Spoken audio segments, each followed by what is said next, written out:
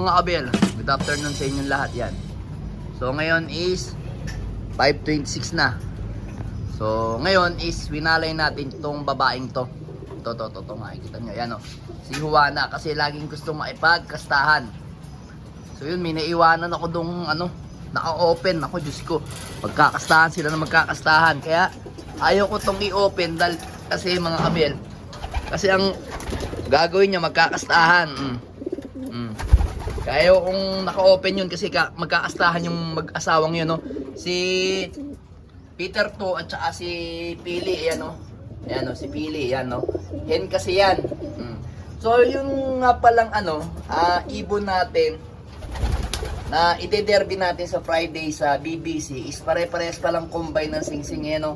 Combine ng HBC at saka BBC. Ito pa, combine ng HBC at saka BBC. Then yung nandito sa kabila, sa mga kabelo, yun, makikita nyo, yun.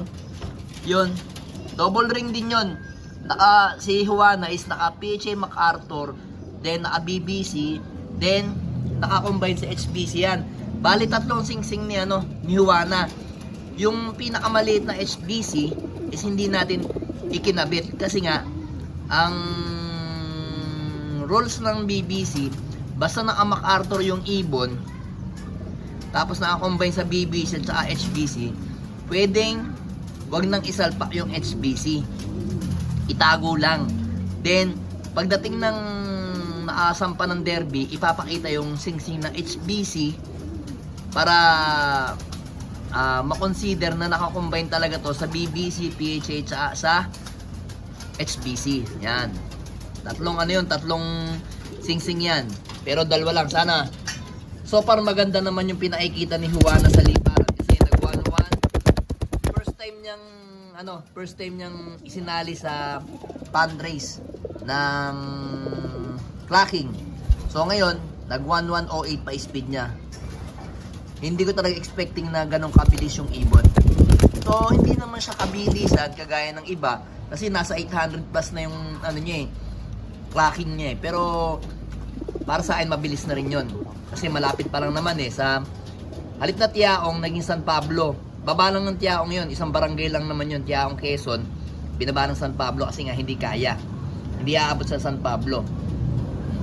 Then kung mapapansin niyo, ayan, mga ibon natin ditong young bird is nandito na yung iba. Ayan, yan na yung mga natin, mga young bird natin ng winter yung iba dyan. Yung iba kulay puti singsing, PPCP, pogi. Kulay blue naman, ayun yung blue na yun is PRC. So yung mga young bird natin ngayon ng summer is papakawalan na natin mga kabel. So ito mga kabel, nakakombine siya ng HBC tapos BBC. Yan. Yan yung singsing natin. Ito tapay. Check natin Yan, HBC yan mga kabelo, HBC. Yan yung combine. Then ito isa. Medyo mailap lang talaga tong sobrang ilap, kita nyo? Napakailap. Pakasta naman ng pakasta. Ayan Pakasta ng pakasta sa asawa niya. Kasi mga kabel, kung lalagyan ko yan ng pugad, walang gagawin yan kundi yumupyup lang silang dalawang mag-asawa tapos hindi magkakainto. So ngayon, kaya hindi ko lagi silang pinagsasama. Tuwing kakain lang sila magkasama mga kabel. So ito kasi young bird to ng BBC. Ito naman as of now nasa na kami, third lap ng PUF derby ng Legazpi na kami sa paparating na Sunday. Sana swertein pa tayo mga kabel, samahan pa tayo ng swerte. So ngayon, ibabalita ko lang sa inyo na si 641, yun nandito, is until now, Monday na is wala, hindi umuwi mga kabel. Nga pa rin si 641, hindi pa rin umuwi. Pero, hihintayin ko pa rin yung ibon na yun, sigurado, nagpipilit umuwi yun mga kabel. Then yung kapatid naman nito na asawa niya, nakamukha ni Miss Peter, is wala din. Yung nawala natin sa Naga. So wala talaga, hindi pa rin umuwi pero aabangan natin.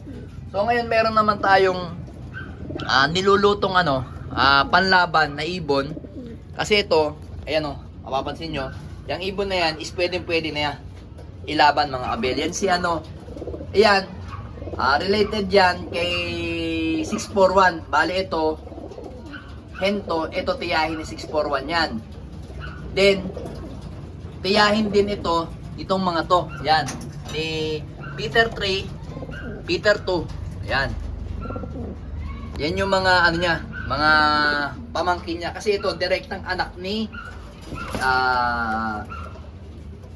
Johnson President natin mga abel. Yan yung yan yung direkta. Tapos, may nakapasok sa kanya, Johnson Arandok mga abel. Yan yung ibon natin. Panlaban natin ngayon yan dapat sa pare. So ngayon, plano natin ilaban na lang sa ibang club mga abel para maganda yung labanan.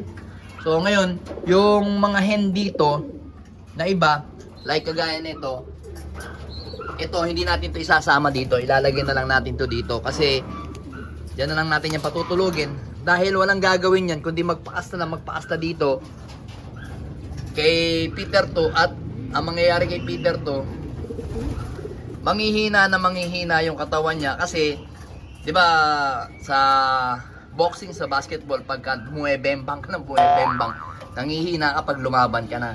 Kaya ngayon, Monday naman ngayon, okay lang naman siyang bumembang. Bale, meron pa siyang 4 days, Tuesday, Wednesday, Thursday, Friday, yan. Hindi na siya pwedeng bumembang dyan. Pagsasamahin lang natin, pero hindi na sila pwedeng magbembangan, yan. Ito naman, ito yung may white tail sa, white tail nga ba to? O yun nga, may paningit na white sa buntot. Yan kita nyo, yan So ito is anak ni direktang anak ni Rigor yan. Rigor nga ba? Tama. Rigor na may pasok na Peter Press yan. Yan, namamara ko na. So ngayong week na to, parorondahin ko na yung mga yan. Yung kapatid niya, young bird ng PUF, kaso kinal natin dahil sobrang payat. Tapos ayaw nang gumaling yung kanyang one eye cold, kaya yun, minarapat na lang natin ikal siya. Wala hindi na siya magpe-perform na maganda sa kanyang club. So ayan yung mga ibon natin mga bagong iwawala. Ayan mga ibon natin, ang dami na uli. So nagbaba pala tayo dito ng ilang bang young bird yun? 1, 2, 3, 4, 5, 6,